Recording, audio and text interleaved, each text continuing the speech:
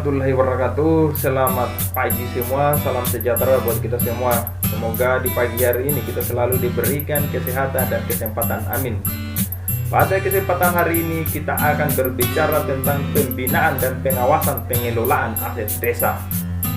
Ini harus dibina, kalau tidak bisa dibina ya sudah dibinasakan. Saya Rudi Abdullah SE MM AKSIE. Tapi sebelum kita lanjut, jangan lupa like, komen, share, dan subscribe. Biasakan menonton videonya sampai selesai supaya kita tidak gagal paham. Kita lanjutkan materinya kita. Nah, ini definisi pengawasan. Aset penyelenggaraan pemerintah desa. Pengawasan atas penyelenggaraan pemerintah desa adalah proses kegiatan yang ditujukan untuk menjamin agar pemerintah desa berjalan secara efisien dan efektif sesuai dengan rencana dan ketentuan peraturan perundang-undangan. Sesuai dengan pasal 3 ayat 1 Permendagri nomor 7 tahun 2008 bahwa pengawasan dilakukan oleh pejabat pengawas pemerintah pada inspektorat kabupaten atau kota. Dasar hukumnya Undang-Undang nomor 32 tahun 2004 tentang pemerintah daerah, Undang-Undang nomor 6 tahun 2004 tentang desa, PP nomor 41 tahun 2007 tentang organisasi perangkat desa, PP nomor 12 tahun 2017 tentang pembinaan dan pengawasan penyelenggara pemerintah daerah, Permendagri nomor 7 tahun 2008 tentang pedoman tata cara pengawasan atas penyelenggaraan pemerintah desa. Biasanya bukan hanya kita berbicara tentang peraturan yang dibuat oleh Permendagri atau putusan pemerintah atau undang-undang. Terkadang juga ada keputusan bupati atau keputusan wali kota yang dituangkan yang berbicara tentang pemerintah desa. Tapi itu tergantung dari kecerdasan atau keberanian dari seorang bupati atau wali kota. Oke. Tugas inspektorat. Inspektorat mempunyai tugas melaksanakan pengawasan terhadap pelaksanaan urusan pemerintah di daerah, pelaksanaan pembinaan dan penyelenggaraan pemerintah desa, dan pelaksanaan urusan pemerintah daerah. Ini kalau untuk dana desa yang melakukan pengawasan dan pembinaan adalah inspektorat. Kalau untuk dana kelurahan yang melakukan pengawasan dan pembinaan adalah Bapeda setempat. Kita berbicara ruang lingkup pengawasan di desa. Administrasi pemerintah desa, yang kedua urusan pemerintah desa.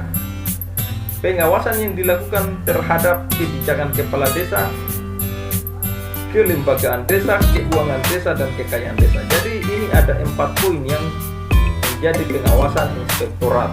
Kebijakannya seperti apa, lembaga-lembaga yang terbentuk itu seperti apa kerjanya atau sejauh mana, keuangan desa bagaimana penggunaan keuangan seperti yang tadi, asas transparansi dan akuntabilitas, serta kekayaan desa tidak boleh digunakan untuk hal yang tidak memberikan manfaat bagi kepentingan masyarakat desa.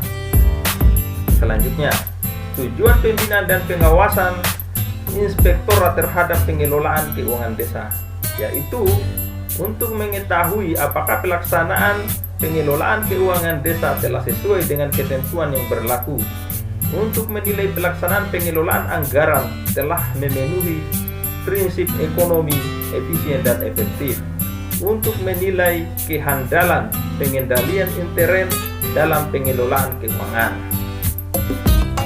Pengelolaan keuangan desa, dasar hukumnya adalah Undang-Undang nomor 32 tahun 2004 tentang pemerintah daerah, Putusan Pemerintah nomor 58 tahun 2005 tentang pengelolaan keuangan daerah, Permendagri 37 tahun 2007 tentang pedoman pengelolaan keuangan daerah. Nah, ini tadi kita berbicara asas pengelolaan keuangan desa. Transparan, akuntabel, partisipatif, tertib dan disiplin. Itu asas pengelolaan keuangan desa dimulai 1 Januari sampai dengan 31 Desember. Untuk bagian ini kita lewati karena kita sudah bahas di bab sebelumnya. Nah, ini peran kepala desa. Dengan disahkannya Undang-Undang Desa Nomor 6 Tahun 2014 membawa angin segar bagi desa di Indonesia karena akan lebih banyak mengalirkan dana ke desa, sehingga diharapkan penduduk desa bisa lebih sejahtera. Undang-Undang Desa menempatkan para kepala desa sebagai kuasa pengguna anggaran atau KPA, seperti kepala dinas lingkungan, instansi pemerintah kabupaten atau provinsi. Kewenangan kepala desa sebagai pemegang kekuasaan pengelolaan keuangan desa, yaitu menetapkan kebijakan tentang pelaksanaan APB desa, menetapkan kebijakan tentang pengelolaan barang desa, menetapkan bendahara desa, menetapkan petugas dan pemungut penerimaan desa, menetapkan petugas pengelolaan barang milik desa. Kalau tugas sekretaris desa selaku koordinator PTPKD, yaitu menyusun dan melaksanakan kebijakan pengelolaan APB desa, menyusun dan melaksanakan kebijakan pengelolaan barang desa, menyusun raperdes APB desa, perubahan APB desa dan pertanggungjawaban pelaksanaan APB desa, menyusun rencana keputusan kepala desa tentang pelaksanaan peraturan desa tentang APB desa dan peraturan dan perubahan APB desa. Oke. Bendahara desa ditugaskan dengan keputusan kepala desa. Jadi bendahara desa ini harus ada keputusan kepala desa. Tugas menerima, menyimpan, menyetorkan, menata usaha, membayarkan, dan mempertanggungjawabkan keuangan desa dalam rangka pelaksanaan APB desa. Jadi semua ini ujung tombaknya di bendahara. Fungsi BPD berkaitan dengan kepala desa, yaitu membahas dan menyepakati rencana peraturan desa bersama kepala desa, menampung dan menyalurkan aspirasi masyarakat desa, melakukan pengawasan kinerja kepala desa. Oke, ini adalah fungsi BPD. Kita berbicara tentang pungli. Pengertiannya itu adalah pengenaan biaya di tempat yang tidak seharusnya biaya dikenakan atau dipungut. Nah, ini pungli. Kenapa kita bahas pungli ini? Karena sebelum adanya peraturan pemerintah banyak sekali pungli yang dilakukan di desa. Kenapa bisa begitu? Karena tidak ada payung hukumnya. Sekarang sudah ada payung hukumnya ya. Presiden Joko Widodo membentuk Satuan Tugas Sapu Bersih Pungli Pungutan Liar. Ini yang memimpin adalah orang dari inspektorat tadi. Dasar hukumnya adalah Peraturan Presiden Nomor 87 Tahun 2016. Jadi kalau ke tempat-tempat wisata, kalau ada yang disuruh bayar ini, bayar itu, tidak ada bukti masuk atau semacam kartis masuknya, itu sudah masuk kategori pungli dan bisa dilaporkan ke cyber pungli atau ke inspektorat setempat. Oke, kita lanjut. Nah, contoh kelengkapan SPJ yang harus dipenuhi. Ini bagi yang sering berangkat nih, atau ada yang bagi yang melakukan kegiatan. Yang pertama, belanja honorarium panitia kegiatan. Yang pertama, SK panitia kegiatan, SK penerimaan honorarium panitia kegiatan, daftar penerima honorarium panitia kegiatan sesuai dengan SAB. Belanja ATK, nota dari toko penyedia, jadi harus ada notanya ya. Ini sudah kita jelaskan sebelumnya. Kwitansi pembelian bermaterai 3.000 untuk pembelian sebesar 250 sampai 1 juta ini ya. Materai 6.000 untuk pembelian di atas 1 juta. Jadi harus ada materai, kasih tanda tangan itu yang punya toko. Makan dan minum pada saat rapat. yang harus dilengkapi: surat undangan rapat, daftar hadir, dilengkapi NIP untuk PNS dan nomor KTP untuk non PNS, notulen rapat, nota pembelian makan dan minum, kwitansi pembelian. Ya, ini harus asli semua. Belanja perjalanan dinas mulai dari surat undangan rapat, surat tugas, SPPD dinas yang mengundang, laporan hasil rapat, kwitansi penerimaan biaya perjalanan dinas, uang harian, uang makan, uang saku dan transportasi lokal, transport luar kota, yaitu tiket tambah boarding jika menggunakan pesawat udara, kwitansi biaya penginapan kalau bermalam. Catatan, dalam satu hari satu orang tidak boleh melaksanakan 2 kali perjalanan. Ya Pak, kalau notanya, kalau perjalanan tidak ada notanya Pak, bawa nota memang dari rumah. Oke, kita lanjut. Kita berbicara tentang fraud. Kenapa ada fraud di sini?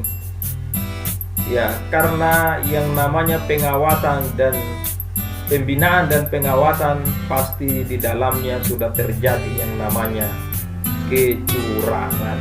Tapi marilah kita menganggap bahwa desa yang kita pelajari pada hari ini desanya masih bersih, tidak ada kecurangan. Nah, fraud yang pertama biasa dikenal dengan the fraud triangle atau segitiga atau piramida. Segitiga. Yang pertama, fraud itu orang melakukan kecurangan itu disebabkan oleh pressure, tekanan. Tekanan ini disebabkan karena kebutuhan.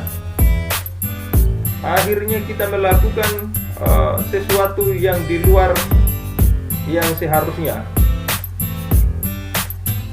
Kita memikirkan utang, kredit. Tetangganya kita sudah bergaya, kita belum bergaya. Akhirnya tekanan kiri kanan, mau tidak mau kita melakukan korupsi.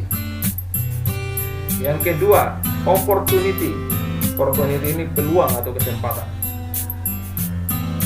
Ini disebabkan karena lemahnya pengendalian internal yang ada di dalam perusahaan, sehingga terbuka kesempatan untuk kita melakukan korupsi.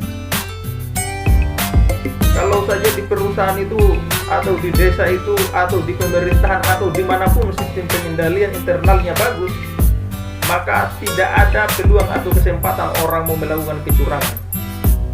Makanya kalau biasa auditor itu datang, yang dilihat adalah sistemnya. Kalau sistemnya sudah bagus, maka mungkin masih ada fraud, tapi sedikit. Tapi kalau sistemnya buruk, nah itu pintu masuk.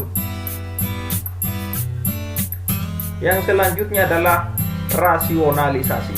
Nah, ini rasionalisasi ini berhubungan dengan kita selalu membenarkan apa yang kita lakukan.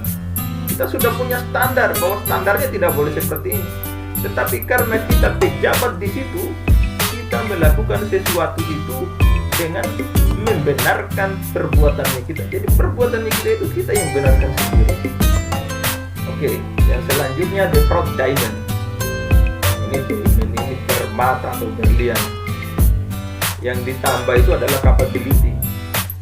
Jadi di sini capability ini berbicara tentang seorang tidak mungkin atau tidak bisa melakukan fraud tanpa memiliki kemampuan. Jadi itu juga yang membuat orang melakukan fraud. Yang selanjutnya the Crow Fraud Pentagon. Yang poin yang di atas ini ya. Ini poin yang ini. Ini arogan. Jadi orang melakukan fraud itu karena arogansinya dia. Dia merasa bahwa di dalam perusahaan atau di tempat dia bekerja atau di desa tempat dia bekerja, hukum itu tidak dapat menyentuhnya. Merasa bahwa dia tidak bisa disentuh oleh sistem. Banyak yang begini. Ketika orang masih menjabat luar biasa gayanya. Ketika sudah menjabat, datang satu masalah langsung seperti ayam sayur. Makanya di dalam perusahaan atau di dalam organisasi selalu diperkuat sistemnya. Ingat, ketika sistem itu bagus, maka siapapun yang masuk ke dalam akan bagus. Tetapi ketika itu sistem itu lemah, siapapun yang masuk ke dalam maka akan terbawa arus. Oke, itu adalah fraud. Semoga kita tidak masuk di satu bagian yang ada di fraud ini. Kita lanjut. Ini adalah temuan yang sering terjadi di pemerintahan desa. Ini juga fraud yang tadi, yang kaitannya ini ya. Ini yang kalau inspektorat itu turun melakukan pemeriksaan atau bahkan tidak turun, sudah ada laporan dari masyarakat, hal-hal seperti ini yang sering terjadi. Yaitu buku administrasi desa yang meliputi administrasi umum, administrasi penduduk, administrasi keuangan, dan administrasi pembangunan belum dikerjakan secara tertib. Produk hukum berupa peraturan desa dan keputusan kepala desa belum diinventaris dengan baik. Belum membuat ketetapan resmi tentang besaran perjalanan dinas dan honor panitia. Belum menunjuk secara resmi petugas yang melakukan pemungutan penerimaan desa. SPJ kegiatan pembangunan ADD dan dana desa tidak dilengkapi dengan bukti yang sah. Kegiatan pembangunan tidak sesuai dengan RAB dan gambar. Papan nama kegiatan tidak dipasang pada lokasi kegiatan pembangunan. Perubahan kegiatan pembangunan tidak disertai dalam berita acara. Belum dibuat berita acara serah terima pekerjaan dari tim pelaksana kepada kepala desa. Laporan realisasi penggunaan dana desa semester belum dilaksanakan. Ini adalah temuan-temuan yang sering didapat. Bahkan temuan ini tidak didapat ya, tapi langsung dilaporkan oleh masyarakat yang tidak suka dengan cara kerja beberapa orang yang terlibat dalam penggunaan dana desa. Nah, ada rekomendasi dan sanksi. Hasil pemeriksaan kegiatan pengawasan yang dilakukan oleh pejabat pengawas pemerintah pada inspektorat tersebut harus ditindaklanjuti oleh pemerintah desa sesuai dengan rekomendasi. Jadi kalau sudah ada rekomendasi ini, kepala desa mau tidak mau harus melakukan tindak lanjut. Pemerintah desa yang tidak melakukan rekomendasi dimaksud dikenakan sanksi sesuai dengan ketentuan peraturan perundang-undangan. Jadi kalau umpamanya ada masalah di desa itu, tidak juga langsung umpamanya kepala desa diangkat, tidak juga kemudian kepala desa langsung dibawa ke kantor polisi atau ke inspektorat kemudian diserahkan ke polisi, tidak juga. Itu biasanya dilihat dulu dia kasusnya apa, berat atau tidak. Oke, tapi biasanya kalau inspektorat biasanya teguran dulu ya, SP1, SP2, terakhir baru SP3. Nah, konsekuensi hukum. Apabila terjadi penyalahgunaan wewenang, penyelewengan atau kesalahan lainnya yang dapat mengakibatkan kerugian negara, maka lembaga tersebut dapat diberikan sanksi oleh aparat atau pejabat yang berwenang sesuai dengan peraturan perundang-undangan yang berlaku. Apabila hasil temuan tindak lanjut dalam waktu 60 hari, maka akan dilaporkan ke APH, aparat penegak hukum. Jadi kalau tindak lanjut itu sudah 60 hari kepala desa tidak ada tindak lanjut, sudah di kantor polisi, penyelesaiannya di kantor polisi. Penyelesaian tindak lanjut tidak menghapus tuntutan pidana. Jadi kalau sudah ditindak lanjut, maka kita dipidana juga. Jadi ini memang harus kita selesaikan. Jangan sampai karena ketidaktahuan tata kelola keuangan mengakibatkan kepala desa dan perangkat desa berurusan dengan aparat penegak hukum. Oke, terima kasih.